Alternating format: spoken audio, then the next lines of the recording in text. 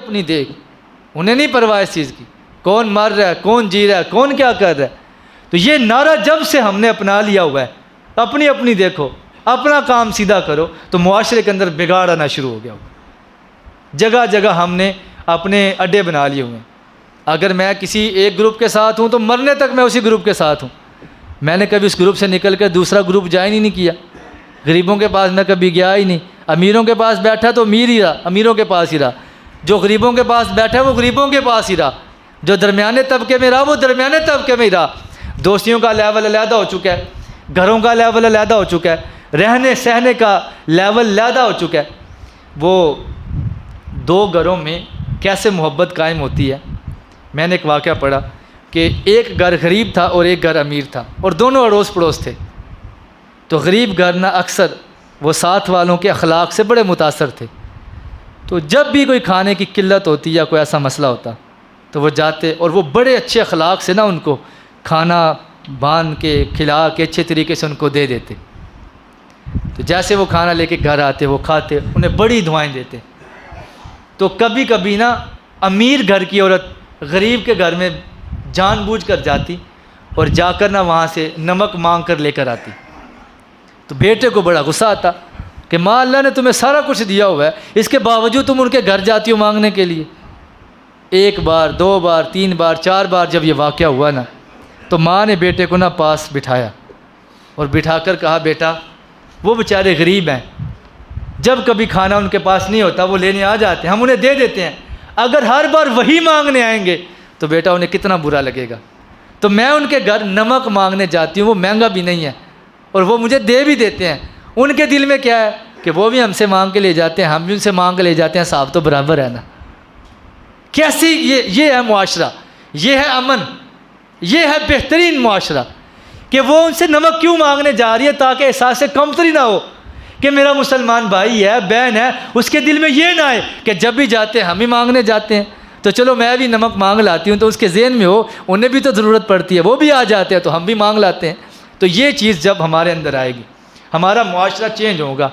तो तीन जुमले जो हमारा आज का मौजू है वो एक बेहतरीन लड़ी के अंदर परोया जाएगा, मुसलमान, इस्लाम और मुआशरा। अब हम देखें, बहुत सारी चीज़ें ऐसी मिलती हैं। एक शख्स है ज़ाज़ान, उसे अल्लाह ताला ने बड़ी प्यारी आवाज़ उसे दी। जब वो मस्त होकर गाता था तो शहर का शहर दीवाना हो जाता। लोग बोरियों के बोरी पैसे ला के उसके कदमों में डाल देते, लेकिन एक मिन्नत और समाजत करते कि ज़ाज़ान और पढ़ और गा। वो ऐसा मस्त कर देता था कि लिखा है कि जानवर भी उसकी आवाज़ में नाचना शुरू कर देते। ऐसा आवाज़ का जादू अल्लाह ने उसे अता किया। वो गाने गाता, दुनिया मचलती दौड़ती, कारोबार बंद, दुकानें बंद, ज़ाज़ान ने गाना शुरू कर दिया। दौलत के अंबार कदमों में लग जाते। तो नबी पाक सल्लल्लाहु ताला अलैहि वसल्लम के प्यारे सहाबी जब उन्होंने देखा कि यार ये चीज़, ये क्या एक अजीब ही मामला बनता जा रहा है, तो वो जब उसके करीब से गुजरे ना, तो उन्होंने अपने कंधे से चादर उतार के ना, ज़ाज़ान नशे में मस्त है, गा रहा है, दुनिया नाच रही है, पैसे जनाब कदमों में गिरा रही है, ज़ाज़ान और। लेकिन वो सहाबी रसूल जब उस शख्स के पास से गुजरे तो अपने कंधे से चादर उतार कर ना उसके कंधे पे डाल दी। जैसे उसके कंधे पे डाली, उसके कान के करीब से गुजरते गुजरते ना एक जुमला बोल कर गए। कहने लगे, यार ज़ाज़ान, अगर यही आवाज़ रब के कुरान के लिए इस्तेमाल होती तो क्या बात थी। ये जुमला बोल कर गए कि यार ज़ाज़ान, अगर यही आवाज़ रब के कुरान के लिए इस्तेमाल होती तो क्या बात थी। वो सहाबी रसूल ये जुमला बोल कर ना उसके कान में आगे की तरफ वो चल पड़े। तो कुछ दूर गए तो ज़ाज़ान को होश आया, वो जुमला ज़हन में टकराया, वो यकदम वो नशे से बाहर आया। उसने देखा उसके कंधे पर ना एक खुशबू से मुअत्तर चादर पड़ी हुई है। ज़ाज़ान हैरान हुआ कि हर बंदे ने मुझे गालियाँ निकाली हैं, मुझे बुरा भला कहा है, मुझे तंज किया मुझे, लेकिन यार दुनिया में ऐसे लोग भी हैं जो इस तरह बंदे से पेश आते हैं। ज़ाज़ान ने गाना बंद किया, मजमे में सुकूत छा गया। ज़ाज़ान क्यों खामोश हो गया? ज़ाज़ान ने कहा कि ये मेरे कंधे पे चादर किसने डाली है? बताया कि वो सहाबी रसूल जा रहे हैं तो उन्होंने तुम्हारे कंधे पर ये चादर डाली है। तो कहा कि वो मेरे कान में कुछ कह कर गए हैं। वो क्या कह कर गए हैं? तो कहने वाले ने बताया कि वो ये कह कर गए हैं कि ज़ाज़ान, अगर ये आवाज़ रब के कुरान के लिए इस्तेमाल होती तो क्या बात थी। तो ज़ाज़ान के दिल पर ये जुमले ने इतना गहरा असर किया, ज़ाज़ान ने पाँव में पड़ी हुई दौलत को ठोकर मारी। वो मस्त, वो कैफ और सरूर जो बज़ाहिर दुनिया का था, उसे सब को छोड़ के ज़ाज़ान दौड़ता हुआ सहाबी के कदमों में जाके गिर गया और कहने लगा, आज तक हर बंदे ने मुझे बुरा भला कहा है, हर बंदे ने अपने हिसाब से मुझे बुरा कहा है, लेकिन मैंने पहला बंदा देखा है जिसने तोहफे में मुझे खुशबूदार चादर अता फरमाई है। और मेरी इस्लाह कैसे की है कि ज़ाज़ान, अगर ये आवाज़ रब के कुरान के लिए इस्तेमाल होती तो क्या बात थी। वो ज़ाज़ान फ़ौरन कदमों में गिर गया और कहने लगा, जैसे ज़ाहरी तौर पर खुशबू से मुअत्तर चादर डालकर आपने मेरे जिस्म को खुशबूदार किया है ना, ऐसे कलमा पढ़ा के मेरे बातन को भी खुशबूदार कर दीजिए। तो ये अफराद की तब्दीली कैसे मुमकिन हुई? बेहतरीन रवैयों से, बेहतरीन तरबियत वाले अखलाक से। अगर वहाँ पर ये होता सिलसिला कि जनाब ये हो जाएगा, ऐसे कर देंगे, ये जानते नहीं हैं हमें, पहचानते नहीं हैं, तो मुआशरे में अमन और सुकून कायम नहीं हो सकता। एक ही सूरत है, अमन अगर मुआशरे में लेकर आना है, अगर चाहते हैं कि बंदे का बंदे से गहरा ताल्लुक़ कायम हो, तो फिर हमें अपने रवैयों को, अपने किरदार को थोड़ा सा तब्दील करना है। अपने अंदर हमें झांक कर देखना है कि जो हम ज़िंदगी गुजार रहे हैं, क्या इस्लाम को ये ज़िंदगी पसंद है, इस्लाम के मुताबिक ये ज़िंदगी है। नबी पाक अलैहिस्सलाम ने जो हमें दीन दिया, ये हमारी ज़िंदगी क्या उसके मुताबिक है? अगर तो है तो फिर इसमें हमें कोई वो खुशी की बात है कि हमारा दीन, हमारा जो मुआशरा है, हमारा मिजाज है, वो नबी पाक अलैहिस्सलाम के दीन के मुताबिक है। अगर नहीं तो फिर हमें ज़रूरत है हम चेंजिंग करें। हमारे मुआशरे के अंदर बहुत से तबके में डिवाइड अफराद रहते हैं, बहुत सी ज़ातें रहती हैं, हर ज़ात दूसरी ज़ात से अपने आप को बेहतर समझती है। जो जाट बरादरी है उनका अपना अंदाज़ है, वो शादी नहीं करते जब तक लड़की वालों के पास को 2-4 किले ना हो। मुग़ल बरादरी है, उनका अपना मिजाज है, वो कहते हैं जनाब कोठियाँ ये वो, मतलब जो भी है। राई बरादरी है, उनका अपना मिजाज है। तो हर तबके ने, हर जो है वो जो ये हमारे बने हुए डिवाइड हुए कबीले, इन्होंने अपना अपना तर्ज ज़िंदगी बनाया हुआ है। कोई बंदा दूसरी बरादरी में जाना अपनी तौहीन समझता है। रिश्ता जितना मर्ज़ी अच्छा हो दूसरी बरादरी में, हम कहते हैं हमारी जनाब नाक कट जाएगी, बरादरी वाले क्या कहेंगे, गरीबों की बच्ची ले आए हैं, बरादरी वाले क्या कहेंगे, दहेज में क्या लेके आए हैं, बरादरी वाले कहेंगे ओ यार तेनों को कुड़ी नहीं लभी तू जनाब, और जट वाला जो है वो मुग़लों वाले को कहेगा, वो राइयों वाले, यानी कि आपस में इख्तलाफ पड़ा हुआ है, कोई भी नहीं अपने बरादरी से बाहर निकलता। तो जो चीज़ें, जो लोग अपनी बरादरी से बाहर निकलना पसंद नहीं करते, वो इस्लाम पर कब चलेंगे, वो इस्लाम को अपने घर में कब लेकर आएंगे? तो हमें इन ज़ातों से निकलना होगा, ज़ातों से निकल कर एक दूसरे पर अपनी जान को कुर्बान करना होगा। हज़रत जुनैद बगदादी रहमतुल्लाह ताला अलैह बहुत बड़े पहलवान थे। इनका अपने ज़माने में पहलवानी में नाम था। पूरे इलाके के अंदर कोई भी इनसे कुश्ती करने से पहले 1000 दफ़ा सोचता। बड़े से बड़ा पहलवान जुनैद बगदादी के सामने चंद सेकंड भी नहीं ठहर सकता था, ऐसी अल्लाह ने इनको ताकत अता की हुई थी। तो इनको बादशाह ने यह मकाम दिया कि अपने साथ बादशाह कुर्सी बिछाता कि जुनैद यहाँ बैठा करो। जुनैद बगदादी वहाँ बैठा करते थे। बड़ी शान, बड़ा मकाम जुनैद बगदादी को मिला। और फिर क्या हुआ, बादशाह ने ऐलान किया कि जो जुनैद को हराएगा कुश्ती में, इतनी दौलत, इतने हीरे, इतने जवाहरात, ये सारा कुछ उसे दिया जाएगा। एक सैयदजादे थे गरीब, अब इधर ऐलानात हो रहे हैं, ये है वो है, अब कौन जुनैद से लड़े। वो जुनैद, इनकी तो पूरा सिक्का बैठा हुआ था अपने इलाके में, हर बंदा पंजा लड़ाने से डरता था। ऐसा ना हो कि मैं जाऊं, ज़ाहिर बात है अब पूरे खेत के अंदर वो जनाब इर्द गिर्द लोग हों तो बंदे के कंधे ज़मीन पे लग जाएं तो लोग तो वैसे ही ताने दे दे के मार देते हैं बंदे को, जा तेरे पल्ले कुछ भी नहीं हैगा, और जा फलाने बंदे को लार गया, और जा तेरे पल्ले कुछ नहीं हैगा। यानी कुछ बरादरीज़म पर होगा, कुछ दोस्तों में होगा, तो वो कहेगा वो जो ज़िंदगी थी 2-4 दिन की, वो भी बेचारा छुप छुप के गुजारेगा। तो ये एक मिजाज है मुआशरे का। तो एक ना गरीब सैयदजादे, बदन कमज़ोर है, आके कहने लगे कि मैं जुनैद बगदादी का मुकाबला करूँगा। अब सारा मजमात एक दूसरे की तरफ देख रहा है कि बड़े बड़े पहलवान नाम नहीं लेते, तो ये कमज़ोर सा बंदा है, ये जुनैद बगदादी से लड़ेगा। पंडाल सज गया। बादशाह का हुक्म है कि जो जुनैद बगदादी को हराएगा ये सारा मालूम मता इतना इतना जो है वो उसे दिया जाएगा। अब देखें जुनैद बगदादी रहमतुल्लाहि ताला अलैह पहले विलायत से पहले बादशाह के करीब बैठा करते थे। बड़ा आली मकाम, कुर्सी बादशाह की कुर्सी के साथ लगी हुई है। ये छोटा मकाम तो नहीं है, बड़ा मकाम है ये। बड़ा उसे दुनियावी तौर पर नवाजा गया, लेकिन जब पंडाल लग गया जुनैद बगदादी की कुश्ती के ऐलान इलाकों में हुआ करते थे, आज कुश्ती है, आज कुश्ती है, चलो चलो। वहाँ पूरे का पूरा इलाका मजमा लगा होता। अब क्या है, जैसे ही पंजा आजमाई होने लगी तो वो करीब आकर ना सैयदजादे कहने लगे, जुनैद मैं भी जानता हूँ कि मैं कुश्ती करने में बज़ाहिर तेरे मुकाबिल नहीं हूँ, लेकिन जुनैद एक बात याद रखना, मैं सैयद हूँ और मैंने 2 दिन से खाना नहीं खाया हुआ, तो मेरी इतनी हिम्मत नहीं है मैं किसी के दर पे जाकर सवाल करूँ, चूँकि मैं आले रसूल हूँ तो मेरा ये मिजाज नहीं है। हाँ जुनैद सौदा कर ले, आज मेरे लिए अपनी इज़्ज़त को कुर्बान कर दे, कल माशर के दिन मैं अपने नबी से कह के तुझे इज़्ज़त का ताज अता फरमाऊँगा। सौदा कर ले जुनैद आज मेरे साथ। जुनैद बगदादी रहमतुल्लाहि ताला अलैह चूँकि सैयदजादों से बहुत ज़्यादा प्यार करते थे, तो जैसे ही उनके जहन में ये बात गई कि मैं सैयद हूँ और मैंने 2 दिन से खाना नहीं खाया हुआ, तो जुनैद बगदादी के जिस्म पे कपकपी तारी हो गई। जुनैद बगदादी रहमतुल्लाहि ताला अलैह कहने लगे कि सैयद बादशाह, अब बात यह है कि अगर मैं डायरेक्ट ज़मीन पे गिरूंगा तो लोग कहेंगे जनाब ये तो ये है वो है।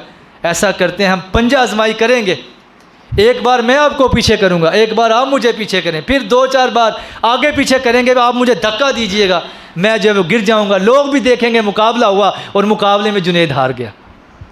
और सैयद बादशाह ने क्या कहा कि आज अपनी इज़्ज़त को मेरी इज़्ज़त पर कुर्बान कर दें, कल क़यामत के दिन इज़्ज़त का ताज मैं अपने नाने से लेकर आपको दूंगा।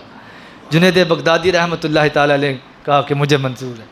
अब जैसे कुश्ती है, कुश्ती हो रही है, एक बार आपने पीछे किया, एक बार उन्होंने, यूँ करते करते उन्होंने धक्का दिया, जुनैद बगदादी घूमते घूमते ज़मीन पर आकर गिर गए। शोर मच गया, जुनैद हार गया, जुनैद हार गया, जुनैद। वो जनाब बादशाह के पास बैठने वाला, वो लोग जो दरवाजे खोल खोल के देखा करते थे, उन्होंने दरवाजे बंद करना शुरू कर दी। जुनैद हार गया, वो हारा भी किससे, वो कमज़ोर बदन वाले से, उससे तो हम भी लड़ाई करते तो हम भी जीत जाते, लेकिन उन्हें नहीं पता था कि बीच में कहानी क्या है। अब सारे का सारा मजमा चंद सेकंड के अंदर खाली हो गया। जुनैद को कहने लगे, ओ जा ओए तेरे पल्ले कुछ नहीं था, ओ देख तो सही, तू ऐसे ही कहता था मैं ये हूँ मैं वो कर दूंगा, आए पूरे शहर में कोई मुकाबले में। लोग, आपको पता है ना, लोग ज़ाहरी शोहरत के भूखे होते हैं। आज बंदा किसी पोस्ट पे है, दूर से चौधरी साहब, आज वो बेचारा उतर जाए, कल को लोग सलाम लेना छोड़ देंगे उससे। लोग ज़ाहरी मनसब को प्यार करते हैं आजकल। तो ज़ाहरी मनसब जुनैद बगदादी से भी गया, लोग चंद मिनट के अंदर अंदर ही पंडाल सारे का सारा खाली। और पंडाल खाली भला कैसे हुआ, हज़रत जुनैद बगदादी को जो सबसे ज़्यादा दुख लगा वो ये था कि लोग जब आसमान की तरफ देखते ना, चढ़ता हुआ सूरज है और जुनैद ज़मीन पे गिरा हुआ है, तो लोग जुनैद के ऊपर पाँव रख के गुजरते थे, जाओ जुनैद तू भी किसी काम का नहीं है, जाओ जुनैद तू भी किसी काम का नहीं है, किस बंदे से आ रहा है। तो पाँव रख रख के जुनैद के ऊपर से लोग गुजरते गए। पंडाल खाली, लोगों ने दरवाज़े बंद करना शुरू किए। जब सारी दुनिया चली गई ना, हज़रत जुनैद बगदादी ने उठकर जब देखा ना, एक भी दरवाज़ा नहीं खुला हुआ था। वो जुनैद जिसके लिए दरवाज़े खुला हुआ करते थे, वो जुनैद जिसकी शोहरत के डंके बजा करते थे, आज सारे के सारे दरवाजे उस जुनैद के लिए बंद हैं। हज़रत जुनैद बगदादी उठे, उठकर जब चलने लगे ना, पीछे नारे लगा करते थे, जुनैद जिंदाबाद, जुनैद जिंदाबाद। लेकिन चलते चलते ना जुनैद बगदादी के जहन में ख्याल आया, तो पीछे मुड़कर देखा तो एक भी बंदा ऐसा नहीं था जो जुनैद के साथ खड़ा था। वो जुनैद जिसके पूरे शहर में डंके और शोहरत का नाम था, लेकिन आज उस जुनैद के साथ कोई भी नहीं है। जुनैद बगदादी घर जाते हैं, घर जाकर जब बिस्तर पर लेटे, तो आपको पता है इतनी बड़ी शोहरत से जब बंदा यकदम उतर जाए तो फिर दिल में ख्याल आता है, दिल में फिर कुछ ना कुछ होता है। तो जुनैद बगदादी जब चारपाई पर रात को लेटे और सोने लगे, तो जुनैद बगदादी के ख्याल में बात आई, मैंने सैयदजादे से सौदा तो कर लिया है, पता नहीं अब ये सौदा कबूल भी हुआ है कि नहीं हुआ। अब ये उनके जहन में ख्याल आ रहा है। तो जैसे ही ख्यालात में ना ये इस तरह सोचते सोचते वो सो गए। जैसे ही वो सोए तो ख्वाब में नबी पाक सल्लल्लाहु ताला अलैहि वसल्लम तशरीफ़ ले आए और आकर कहने लगे, जुनैद ज़रा खड़ा हो। जुनैद खड़ा हुआ तो हज़रत जुनैद बगदादी रहमतुल्लाह ताला अलैह जैसे खड़े हुए, मेरे नबी पाक सल्लल्लाहु ताला अलैहि वसल्लम ने भागते हुए जुनैद को अपने सीने से लगा लिया। कहा, जुनैद तूने मेरी नस्ल पर एहसान करके तूने ये ख्याल किया कि पता नहीं सौदा कबूल हुआ कि नहीं कबूल हुआ। जुनैद क़यामत तो बड़ी दूर है, जब आंख खोल के सुबह उठेगा ना तो तुझे पता चल जाएगा सौदा कबूल हुआ है कि नहीं हुआ। अब जुनैद बगदादी रहमतुल्लाह ताला अलैह जब सोकर उठते हैं तो दरवाजे पर दस्तक है। जुनैद बगदादी ने जब दरवाज़ा खोला तो पूरे के पूरे शहर के औलिया जुनैद बगदादी के दरवाजे के बाहर खड़े हैं और क्या कह रहे हैं कि आज जुनैद बगदादी आले रसूल पर अपनी इज्जत को कुर्बान करके तूने बड़ा सस्ता सौदा कर लिया है, जा हम भी तुझे मुबारक देते हैं। नबी पाक सल्लल्लाहु ताला अलैहि वसल्लम ने पूरे शहर के औलिया से बढ़कर तुझे मकाम और मर्तबा अता फरमाया है। अल्लाह अकबर, या रसूल अल्लाह, या गौसे आज़म। हमें मुआशरे को अगर इस तरफ लेकर आना है ना तो बाज़ औक़ात अपनी इज़्ज़त को कुर्बान भी करना पड़ता है। तो मुआशरे का हुस्न ये है कि हर फ़र्द दूसरे फ़र्द के साथ जुड़ा हो और उसके दुख को समझने की कोशिश भी करे। आज हमारा मिजाज ये है, हमारे पास कोई आता है अपना दुख लेकर, हम उसका तमाशा उड़ाते हैं। वो जैसे ही जाता है, हम अपने दोस्तों की महफिल में बैठते हैं तो हम कहते हैं वो आया था, ये कह के गया, वो कह के गया। तो इस तरह मुआशरा, मुसलमान, इस्लाम और मुआशरा, ये तीन फ़र्द अगर एक सतर में आएंगे ना तो तब ही हमारा मुआशरा अमन का गहवारा बनेगा। इसके अलावा हम जो मर्ज़ी कर लें, अपनी ज़ातों में डिवाइड होते रहें, अपने कबीलों में डिवाइड होते रहें, अपने मनसब के एतबार से उठना बैठना शुरू कर दें, अपने कपड़ों के हिसाब से उठना बैठना शुरू कर दें, तो फिर हम कामयाबी की तरफ नहीं बल्कि हम नाकामी की तरफ जाना शुरू हो जाएंगे। असल मुआशरा उसी वक्त बनेगा जब हम अपनी अना को, अपनी वाह को, अपनी जो है वो ज़ाहरी शोहरत को जब हम नबी पाक के कदमों पे कुर्बान करेंगे, तो जिस तरह जुनैद बगदादी को अल्लाह ताला ने इज़्ज़त का ताज अता फरमाया है ना, इस तरह अल्लाह ताला हमें भी इज़्ज़त का ताज अता फरमाएगा। लेकिन ज़रूरी उसके लिए क्या है कि हम अपने आप को थोड़ा सा चेंज करने की कोशिश करें, अपने मिजाज में थोड़ी सी तब्दीली लाने की कोशिश करें। और अल्लाह ताला ने कुरान करीम के अंदर इरशाद फरमाया कि मुसलमानों को समझाओ, इनको समझाना फ़ायदा देता है। तो आपस में एक दूसरे के साथ बैठा करें, एक दूसरे की गलतियों को बताया करें कि फ़लाँ बंदे ने फ़लाँ जगह पे ये गलती की है, फ़लाँ बंदे ने ऐसा किया है, और तन्हाई के अंदर उसके पास आएँ और आकर उसे बेहतरी की तरफ लाने की कोशिश करें। और हज़रत गौसे आज़म रहमतुल्लाह ताला अलैह, आपका एक मिजाज है, आप सूफिया में बहुत बड़े गौसियत कुबरा के मनसब पर आप फायज़ हुए। और एक था कि एक बंदे की उसने जानबूझकर ना आपसे ज़िद मोल ली हुई, उसके पास आवाज़ का हुस्न था, वो गवैया था आपके ज़माने का। तो उसके मिजाज में एक चीज़ थी, हज़ूर गौसे आज़म ने मिंबर पर बैठकर वाज़ व नसीहत की गाने की हुर्मत के बारे में, और ये जो नाच है इसकी हुर्मत पर आपने गुफ्तगू फरमाई। अब वो अपनी ज़िद पर आ गया, गलियों के अंदर, रक़्स खाने के अंदर, बाज़ारों के अंदर, चौकों के अंदर वो जब भी ज़िक्र करता ना हज़ूर गौसे आज़म की ज़ात पर अटैक करता, वो ये हैं, वो ये हैं, ऐसे हैं, वैसे हैं। हज़ूर गौसे आज़म को लोगों ने आकर बताया कि वो तो आपके ख़िलाफ़ ऐसे ऐसे बोलता है। आपने मिंबर पर बैठकर पूरी ज़िंदगी कोई बंदा साबित कर दे कि आपने कभी उस बंदे के बारे में कोई बुरा लफ्ज़ बोला हो। वो बोलता रहा, गलियों के अंदर गुज़रते, आगे पीछे जाते वो बुरा भला कहता रहा। लेकिन एक वक्त था, जवानी के बाद फिर बुढ़ापा तो आता है ना, तो जब बुढ़ापा आता है ना, ये यार सारे दौड़ जाते हैं, उन्हें पता है उन गरीब हो गया, पुत्र दूर हो गए ने, उनको कुछ भी नहीं है, माल शाल जड़े ऐसे पुत्रा ने वंड मुंड लिया, अब सारे दौड़ जाते हैं। ये भी जब बूढ़ा हुआ ना, आवाज़ का हुस्न ख़त्म हुआ, वो जो लोग इसके दीवाने थे वो आज किसी और के चाहने वाले हो गए, माल ख़त्म हुआ, माँ बाप ने भी घर से निकाला कि जाओ काका कमा के लेकर आओ। अब वो जो फ़न था वो तो ख़त्म हो गया, बुढ़ापा, अज़ा कमज़ोर हो गए। अब ये गवैया जो है भूखा गलियों में, चौकों में बैठ के वक़्त गुजारता, और एक वक्त ऐसा भी आया भूख की वजह से जिस्म पर ज़ख़म बनना शुरू हो गए, और कब्रिस्तान के किनारे पे बैठा हुआ है। किसी ने हज़ूर गौसे आज़म को बताया कि वो जो गवैया आपको जो है वो जगह जगह बुरा भला कहता था ना, आज वो इस हाल में है। हज़ूर गौसे आज़म को जैसे ही पता लगा ना, तो हज़ूर गौसे आज़म ने 100 या 50 दिरहम या दिनार थैली में डाले और देकर अपने मुरीद को कहा कि ये देने की तुम्हें इजाज़त है, लेकिन नाम बताने की तुम्हें इजाज़त नहीं है। ये देखें कैसा अंदाज़ है इस्लाह करने का। अब वो मुरीद ने थैली पकड़ी, अलगर्ज मुख्तसर कि वो गया, जाकर उसने फ़ौरन ना थैली रखी, तो लिखा है वो ना यूँ चादर ओढ़ के बैठा हुआ था, एक ही चादर उसके पास थी, वो ओढ़ के बैठा हुआ था। थैली उन्होंने पास रख के ना दौड़ लगा दी। तो जब उसने देखा गवैये ने थैली रख के कोई जा रहा है, तो उसने कहा ज़रा रुको, बात तो सुन के जाओ। वो रुके, उन्होंने कहा कि ये इस हाल में कौन है जिसने मेरे लिए इतनी बड़ी रकम भेजी है?